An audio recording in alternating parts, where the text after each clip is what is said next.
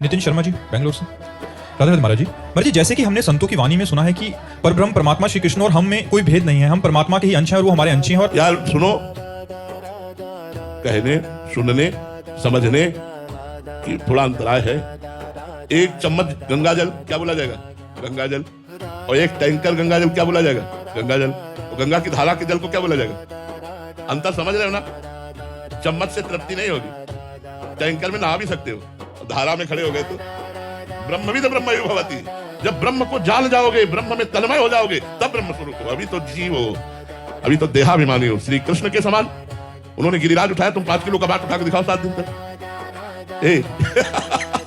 हमारे श्री कृष्ण ने 7 दिन 7 रात्रि गिरिराज महाराज को 7 वर्ष की अवस्था में ऐसे धारण किया।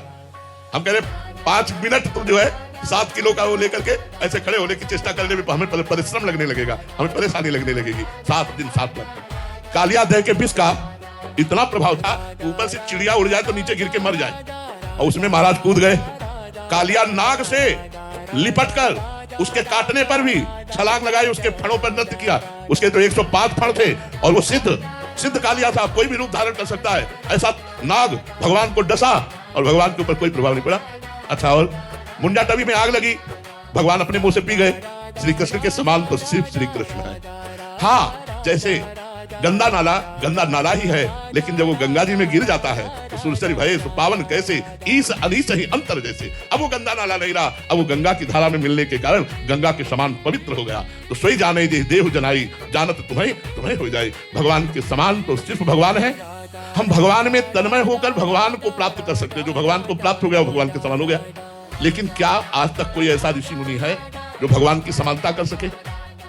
जो भगवान ने लीला की उसकी समानता कोई कर सके? ऐसा कोई नहीं। भगवान अनंत रूप धारण करके गोपियों के साथ रास किए। कैसी कैसी भगवान की मधुर लीलाएं, ऐश्वर्यमय लीलाएं, कैसी चकित करने वाली लीलाएं।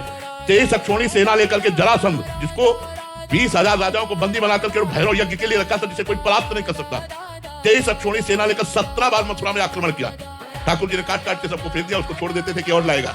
ठाकुर जी की बराबरी केवल ठाकुर जी कर सकते, दूसरा नहीं कर सकता। हाँ, ज्ञान के द्वारा।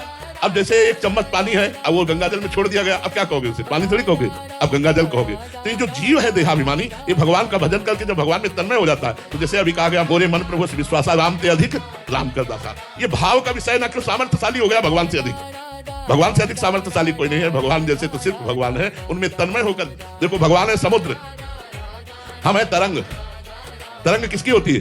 समुद्र की होती है। लेकिन जब तक उसमें वायु विकार है तब तक आप उसे समुद्र नहीं कह सकते, उसे तरंग कहेंगे। जहां वायु विकार हटा वो समुद्र हो जाता है। ऐसे माया विकार हटा तो जीव ब्रह्म स्वरूप हो गया। ब्रह्मविद ब्रह्म ही भवति। तो ऐसी बात समझो। इसलिए भगवान के चरणों का रहस्य जानने वाले सनक सनंदन सनातन सनत कुमार ब्रह्मबोध ज्ञान होने पर भी हरि शरणम हरि शरणम हरि शरणम ऐसा जपते रहते हैं। भगवान के समान तो भैया सिर्फ भगवान है। भगवान के ही हम सब अंश हैं, इसलिए भगवत स्वरूप है। क्योंकि पूर्ण का अंश पूर्ण ही होता है, लेकिन हम भगवान नहीं बन जाएंगे, ये भी ध्यान रखो। भगवान के समान तो सिर्फ भगवान है, दूसरा कोई नहीं।